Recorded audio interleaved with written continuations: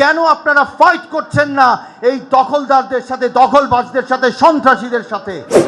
প্রথম কাজ হবে মানুষের সেবা করা, সেটার নামই রাজনীতি, এর বাইরে কোনো রাজনীতি নাই।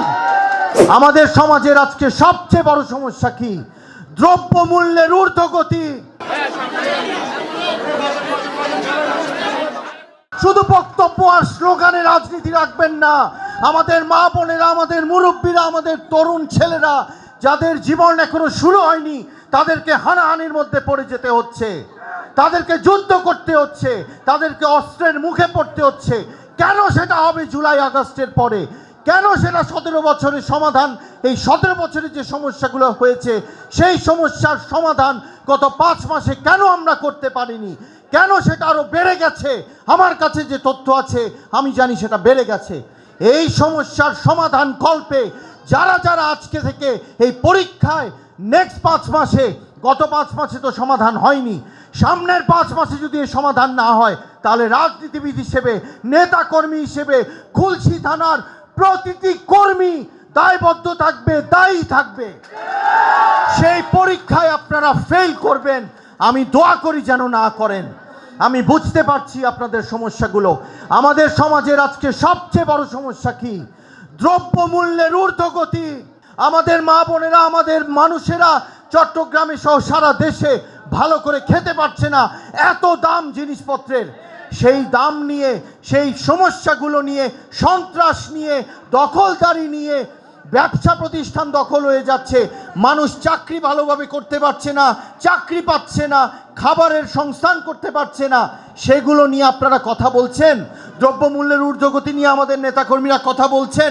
যদি বলে থাকেন আলহামদুলিল্লাহ, আর যদি না বলে থাকেন তাহলে কোরআনে যে লেখা আছে আমরা আশরাফুল মাখলুকাত, অর্থাৎ সৃষ্টির সেরা, সেটা কেন বলেছেন? কেন কোরআনে লেখা আছে? আমি আবার স্মরণ করিয়ে দিতে চাই, আমরা সৃষ্টির সেরা কেননা আমরা নৈতিকভাবে আমাদের জ্ঞান, আমাদের ব্রেইন, আমাদের বুদ্ধি বিবেচনা আল্লাহ সুবহানাহু ওয়া তাআলা আমাদেরকে সবচেয়ে বেশি দিয়েছেন। সেটা কেন দিয়েছেন? তার যে অন্যান্য সৃষ্টি আমার পাশে আছে, সামনে আছে, তাদের কল্যাণে আমরা আমাদেরকে নিয়োজিত রাখবো।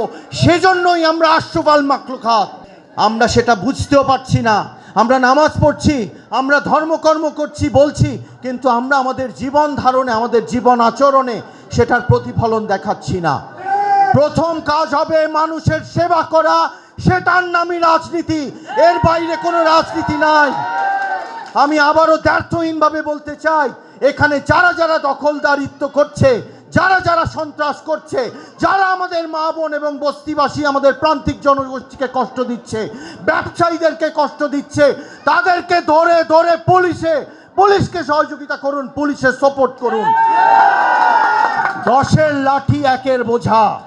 সবাই মিলে যখন এর বিরুদ্ধে প্রতিরোধ করে তুলবেন, কেউ আপনাদের সামনে দাঁড়াতে পারবে না। যেমন জুলাই আগস্টে কেউ দাঁড়াতে পারেনি। আপনারা কেন মনে করছেন আপনারা দুর্বল? আমাদের প্রিয় সহকর্মীবৃন্দ, আমাদের নেতাকর্মীরা, আমার মনে হচ্ছে মাঝে মাঝে আপনারা দুর্বল মনে করছেন নিজেদেরকে।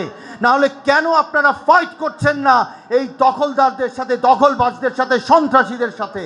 সে যে দলেরই হোক, যেখানকারই হোক, আপনারা তাদেরকে প্রতিরোধ করুন, তাদেরকে প্রতিহত করুন, তাদেরকে নিয়ে পুলিশের কাছে সাপোর্ট করুন।